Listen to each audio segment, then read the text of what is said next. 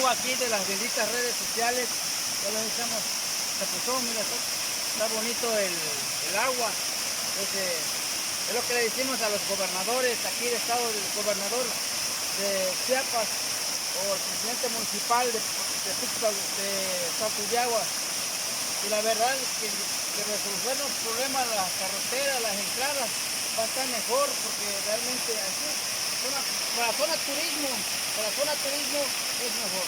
Entonces, para que realmente promocionen las cascadas, está bonito. Desde aquí de Úrsula Galván. Saludos, muy buenas tardes. ¿Paro?